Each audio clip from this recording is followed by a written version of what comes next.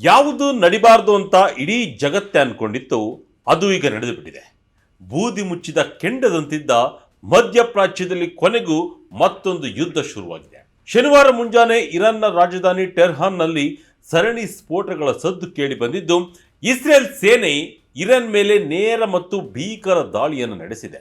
ಇಸ್ರೇಲ್ಗೆ America ಕೂಡ ಸಾಥ್ ನೀಡಿದ್ದು, ಎರಡೂ ಕೂಡ ಜಂಟಿಯಾಗಿ ಇರಾನ್ ಮೇಲೆ ಮುಗಿಬಿದ್ದಿವೆ.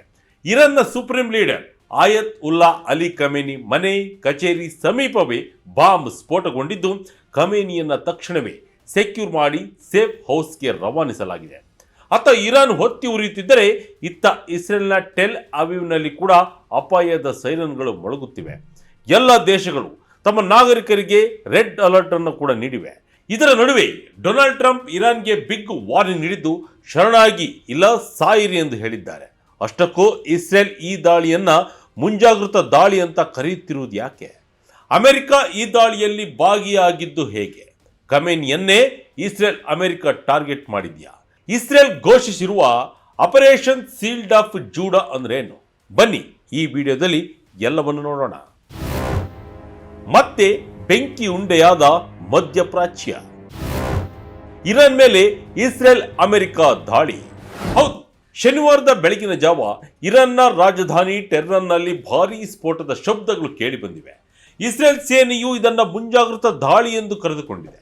ಇರಾನ್ನಿಂದ ಇಸ್ರೇಲ್ಗೆ ಎದುರಾಗಬಹುದಂತಹ ಬೆದರಿಕೆಗಳನ್ನು ನಾಶ ಮಾಡಲು ನಾವು ಈ ದಾಳಿ ಮಾಡಿದ್ದೇವೆ ಎಂದು ಇಸ್ರೇಲ್ ಹೇಳಿಕೊಂಡಿದೆ. ಎಪಿ ಸುದ್ದಿ ಸಂಸ್ಥೆ ವರದಿ ಮಾಡಿರುವ ಪ್ರಕಾರ ಈ ದಾಳಿಯಲ್ಲಿ ಅಮೆರಿಕ ಕೂಡ ನೇರವಾಗಿ ಭಾಗಿಯಾಗಿದೆ. ಅಮೆರಿಕದ ಅಧಿಕಾರಿಯೊಬ್ಬರು ನೀಡಿರುವ ಮಾಹಿತಿ ಪ್ರಕಾರ ಇಸ್ರೇಲ್ ನಡೆಸಿದ ಈ ಸ್ಟ್ರೈಕ್ನಲ್ಲಿ ಅಮೆರಿಕ ಭಾಗವಹಿಸಿದೆ. ಇರಾಕ್ನಲ್ಲಿನ ಏರ್ಬೇಸ್ನಿಂದಲೂ ಕೂಡ ಇರಾನ್ ಮೇಲೆ ದಾಳಿ ನಡೆದಿದೆ ಎನ್ನಲಾಗಿದೆ. ಈ ದಾಳಿ ಮಧ್ಯಪ್ರಾಚ್ಯದಲ್ಲಿನ ಸಂಘರ್ಷವನ್ನ ಮತ್ತಷ್ಟು ಉಲ್ಬಣಗೊಳಿಸಿದ್ದು, ಯುದ್ಧ ಅಧಿಕೃತವಾಗಿ ಶುರುವಾಗಿದೆ. ಮಾತುಕತೆ ನಡೆಯುವುದು ಅನುಮಾನ ಎನ್ನಲಾಗ್ತಿದೆ. ಖಮೇನಿ ಕಚೇರಿ ಮನೆಯೇ target. Supreme leader Khamenei just miss. ಇನ್ನು ಪ್ರಮುಖವಾದ ವಿಚಾರ ಏನಂದ್ರೆ, ಈ ಸ್ಫೋಟಗಳು ನಡೆದಿರುವುದು ಇರಾನ್ನ ಅತ್ಯುನ್ನತ ನಾಯಕ supreme leader Ayatollah Ali Khamenei ಅವರ ಕಚೇರಿಗಳ ಸಮೀಪದಲ್ಲಿ. ಟೆಹರಾನ್ನ ಮಧ್ಯಭಾಗದಲ್ಲಿರುವ ಖಮೇನಿರವರ ಪ್ರಧಾನ ಕಚೇರಿ ಮತ್ತು ನಿವಾಸವಿರುವ ಪ್ರದೇಶಗಳನ್ನೇ ಈ ದಾಳಿಗಳು ನಡೆಯುತ್ತಿವೆ. ರಾಯ್ಟರ್ಸ್ ಸುದ್ದಿ ಸಂಸ್ಥೆ ವರದಿ ಮಾಡಿರುವ ಪ್ರಕಾರ, ದಾಳಿ ನಡೆಯುವ ಸಮಯದಲ್ಲೇ 86 ವರ್ಷದ ಆಯತ್ ಉಲ್ಲಾ ಅಲಿ ಖಮೇನಿ ಅವರನ್ನ ತಕ್ಷಣವೇ ಟೆಹರಾನ್ನಿಂದ ಬೇರೊಂದು ಅತ್ಯಂತ ಸುರಕ್ಷಿತ ಮತ್ತು ರಹಸ್ಯ ಸ್ಥಳಕ್ಕೆ ಸ್ಥಳಾಂತರಿಸಲಾಗಿದೆ. ಇದು ಪರಿಸ್ಥಿತಿಯ ಗಂಭೀರತೆಯನ್ನು ತೋರಿಸುತ್ತದೆ. ಟೆಹರಾನ್ನಲ್ಲಿ ಕನಿಷ್ಠ 3 ರಿಂದ 4 ಬಾರಿ ಭೀಕರ ಸ್ಫೋಟಕ ಸದ್ದು ಕೇಳಿ ಬಂದಿದ್ದು, ಸದ್ಯಕ್ಕೆ ಸಾವು ನೋವಿನ ಬಗ್ಗೆ ಸ್ಪಷ್ಟ ಮಾಹಿತಿ ಸಿಕ್ಕಿಲ್ಲವಾದರೂ ಟೆಹರಾನ್ನ ಆಕಾಶದಲ್ಲಿ ದಟ್ಟ ಹೊಗೆ ಆವರಿಸಿದೆ. 30ಕ್ಕೂ ಹೆಚ್ಚು ಸ್ಥಳಗಳ ಮೇಲೆ ದಾಳಿ. ಇರಾನ್ ಇರಾಕ್ ಏರ್ ಸ್ಪೇಸ್ ಬಂದ್. ಶನಿವಾರ ಈ ದಾಳಿಯಲ್ಲಿ ಬರೋಬ್ಬರಿ 30ಕ್ಕೂ ಹೆಚ್ಚು ಜಾಗಗಳನ್ನು ಒಟ್ಟಿಗೆ ಟಾರ್ಗೆಟ್ ಮಾಡಲಾಗಿದೆ.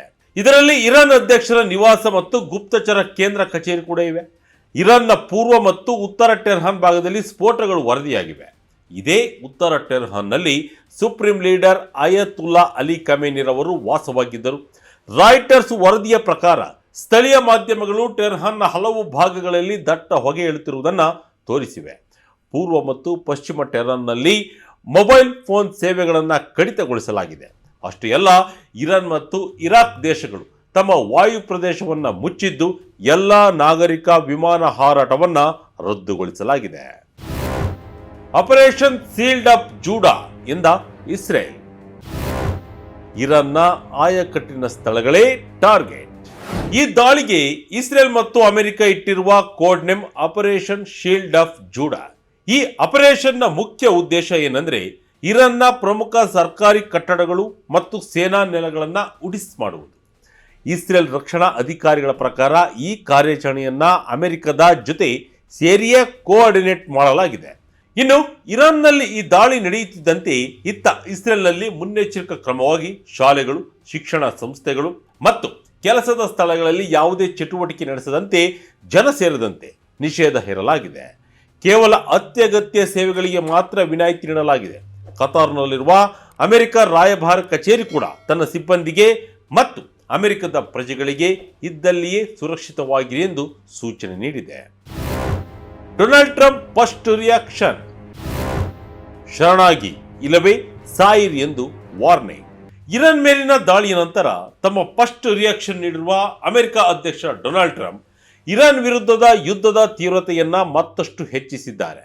ಇರಾನ್ ತನ್ನ ಪರಮಾಣು ಕಾರ್ಯಕ್ರಮವನ್ನು ಪುನರ್ ನಿರ್ಮಿಸಲು ಮತ್ತು ಕ್ಷಿಪಣಿಗಳನ್ನು ಅಭಿವೃದ್ಧಿಪಡಿಸಲು ಪ್ರಯತ್ನಿಸುತ್ತಿತ್ತು. ಅಮೆರಿಕದ ಜನರ ರಕ್ಷಣೆಗಾಗಿ ನಾವು ಇರಾನ್ ಮೇಲಿನ ಅಪಾಯಕಾರಿ ಬೆದರಿಕೆಯನ್ನು ನಾಶಪಡಿಸುವುದು ನಮ್ಮ ಗುರಿ. ಇರಾನ್ ಆಡಳಿತಕ್ಕೆ ಅಣ್ವಸ್ತ್ರ ಹೊಂದಲು ನಾವು ಎಂದಿಗೂ ಬಿಡುವುದಿಲ್ಲ. ನಾವು ಅವರ ಕ್ಷಿಪಣಿಗಳನ್ನು ನಾಶಪಡಿಸುತ್ತೇವೆ ಮತ್ತು ಅವರ ಕ್ಷಿಪಣಿ ಉದ್ಯಮವನ್ನೇ ನೆಲಸಮ ಮಾಡುತ್ತೇವೆ ಎಂದು ಟ್ರಂಪ್ ಶಪಥ ಮಾಡಿದ್ದಾರೆ. ಟ್ರಂಪ್ ರವರ ಕೋಪ ಇಷ್ಟಕ್ಕೆ ನಿಂತಿಲ್ಲ. ಅವರು ಇರಾನ್ನ Islamic revolutionary guard of corps ಅಂದರೆ ಇರಾನ್ ಸೇನೆಯ ಪ್ರಬಲ ವಿಭಾಗಕ್ಕೆ ನೇರ ಎಚ್ಚರಿಕೆಯನ್ನು ನೀಡಿದ್ದಾರೆ. ನೀವು ಕೂಡಲೇ ನಿಮ್ಮ ಶಸ್ತ್ರಾಸ್ತ್ರಗಳನ್ನು ತ್ಯಜಿಸಿ ಶರಣಾಗಬೇಕು. ನೀವು ಶರಣಾದರೆ ನಿಮಗೆ ನ್ಯಾಯಯುತವಾದ ರಕ್ಷಣೆ ಮತ್ತು ಪೂರ್ಣ ವಿನಾಯಿತಿ ಸಿಗುತ್ತದೆ. ಆದರೆ ನೀವು ಅಮೆರಿಕದ ವಿರುದ್ಧ ಹೋರಾಟ ಮುಂದುವರಿಸಿದರೆ ನಿಮಗೆ ಸಾವು ಖಚಿತ ಎಂದು ಟ್ರಂಪ್ ಎಚ್ಚರಿಸಿದ್ದಾರೆ. ಅಮೆರಿಕವು ಇರಾನ್ ನೌಕಾಪಡೆಯನ್ನು ಸಂಪೂರ್ಣವಾಗಿ ಸರ್ವನಾಶ ಮಾಡಲಿದೆ ಎಂದು ಟ್ರಂಪ್ ಘೋಷಿಸಿದ್ದಾರೆ. ಬಿಗ್ ಪ್ರತೀಕಾರಕ್ಕೆ ಸಜ್ಜಾಗುತ್ತಿರುವ ಇರಾನ್. ಪೆಟ್ರೋಲ್ ಬಂಕ್ಗಳಲ್ಲಿ ಕ್ಯೂ, ಜನರಲ್ಲಿ ಆತಂಕ. ಅತ್ತ ದಾಳಿ ನಡೆಸಿ ಟ್ರಂಪ್ ವಾರ್ನಿಂಗ್ ನೀಡಿದರೂ ಬಗ್ಗದ ಇರಾನ್ ಪ್ರತಿಕ್ರಿಯೆ ನೀಡಲು ಸಜ್ಜಾಗುತ್ತಿದೆ. ನಾವು ಪ್ರತಿದಾಳಿಗೆ ತಯಾರಿ ನಡೆಸುತ್ತಿದ್ದೇವೆ ಮತ್ತು ನಮ್ಮ ಪ್ರತಿಕ್ರಿಯೆ ಇಸ್ರೇಲ್ ಮತ್ತು ಅಮೆರಿಕವನ್ನ ಪುಡಿ ಪುಡಿ ಮಾಡುವಂತಿರುತ್ತದೆ ಎಂದು ಇರಾನ್ ಹೇಳಿಕೊಂಡಿದೆ. ಇದು ಮುಂದೆ ಎಲ್ಲಿಗೆ ಹೋಗಿ ನಿಲ್ಲುತ್ತದೆಯೋ ಎಂಬ ಆತಂಕ ಜಗತ್ತನ್ನು ಕಾಡುತ್ತಿದೆ. ಇನ್ನು ಈ ದಾಳಿ ಏಕಾಏಕಿ ನಡೆದಿದ್ದಲ್ಲ.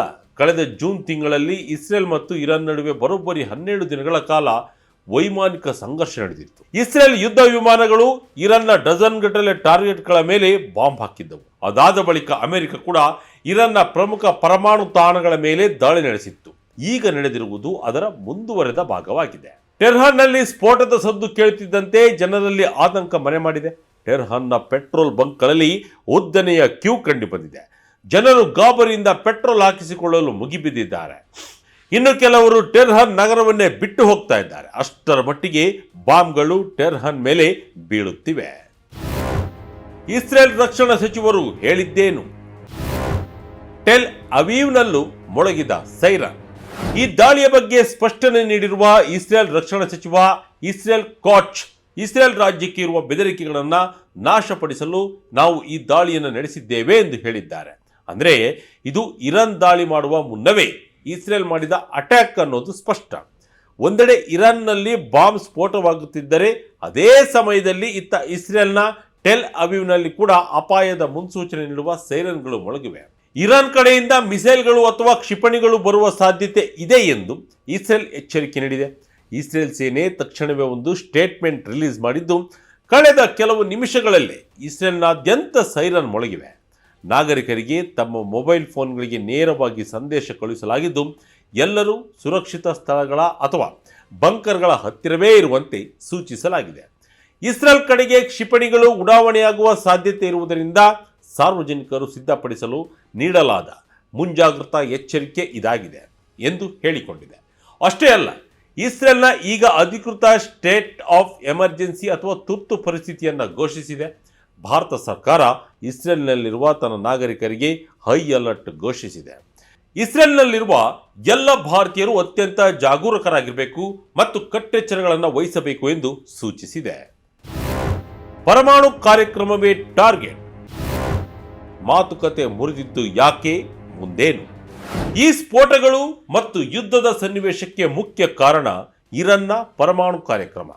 ಕಳೆದ ಕೆಲವು ತಿಂಗಳುಗಳಿಂದ ಅಮೆರಿಕ ಮತ್ತು ಇರಾನ್ ನಡುವೆ ಟೆನ್ಷನ್ ಜೋರಾಗಿತ್ತು.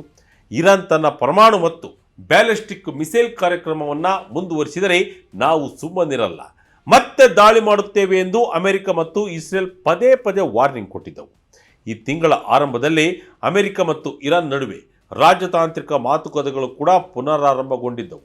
ಆದರೆ ಇಸ್ರೇಲ್ ಮಾತ್ರ ಒಂದೇ ಪಟ್ಟು ಹಿಡಿದಿತ್ತು. ಅದೇನೆಂದರೆ, ಅಮೆರಿಕ ಇರಾನ್ ಜೊತೆ ಯಾವುದೇ ಒಪ್ಪಂದ ಮಾಡಿಕೊಂಡರೂ ಅದರಲ್ಲಿ ಇರಾನ್ ಪರಮಾಣು ಮೂಲಸೌಕರ್ಯಗಳನ್ನು ಸಂಪೂರ್ಣವಾಗಿ ನಾಶಪಡಿಸುವ ಅಂಶ ಇರಲೇಬೇಕು.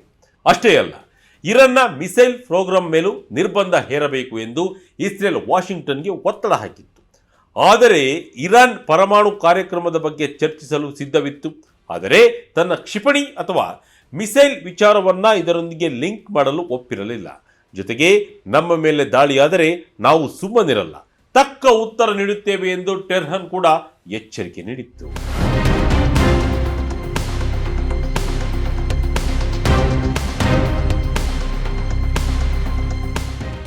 ಒಟ್ಟಿನಲ್ಲಿ ಇರಾನ್ ಮೇಲೆ ದಾಳಿ, ಇಸ್ರೇಲ್ ಹಾಗೂ ಅಮೆರಿಕ ದಾಳಿ ನಡೆಸಿರುವುದು ಮಧ್ಯಪ್ರಾಚ್ಯದಲ್ಲಿ ಮತ್ತೊಂದು ಯುದ್ಧದ ಆರಂಭಕ್ಕೆ ಕಾರಣವಾಗಿದೆ. ಇರಾನ್ನ ಸುಪ್ರೀಂ ಲೀಡರ್ ಖಮೇನಿರವರ ಕಚೇರಿ ಮತ್ತು ಅಧ್ಯಕ್ಷರ ನಿವಾಸದ ಮೇಲೆಯೇ ದಾಳಿ ನಡೆಯುತ್ತಿರುವುದು ಇರಾನ್ಗೆ ದೊಡ್ಡ ಅವಮಾನ ಮತ್ತು ಹೊಡೆತವಾಗಿದೆ. ಇರಾನ್ ಈಗಾಗಲೇ ಹೇಳಿರುವಂತೆ ತನ್ನ ಮೇಲಿನ ದಾಳಿಗೆ ಪ್ರತೀಕಾರ ತೀರಿಸಿಕೊಳ್ಳುವ ಸಾಧ್ಯತೆ ಹೆಚ್ಚಿದ್ದು ಮಧ್ಯಪ್ರಾಚ್ಯ ಹೊತ್ತಿ ಉರಿಯುವುದು ಪಕ್ಕ. ರಾಜತಾಂತ್ರಿಕ ಮಾತುಕತೆಗಳು ಫೇಲ್ ಆಗಿರುವುದರಿಂದ ಮುಂದಿನ ದಿನಗಳಲ್ಲಿ ಈ ಸಂಘರ್ಷ ಯಾವ ಹಂತಕ್ಕೆ ತಲುಪಲಿದೆ ಅನ್ನೋದೇ ಇಡೀ ವಿಶ್ವದ ಚಿಂತೆಯಾಗಿದೆ. ಇದಾಗಿತ್ತು ಈ ಕ್ಷಣದ ಇಂಟ್ರೆಸ್ಟಿಂಗ್ ಸ್ಟೋರಿ. ಇದೇ ರೀತಿಯ ಸ್ಟೋರಿಗಾಗಿ Vijaya Karnataka website, YouTube page, Facebook page follow ಮಾಡ್ತಾ ಇರಿ. ಧನ್ಯವಾದಗಳು.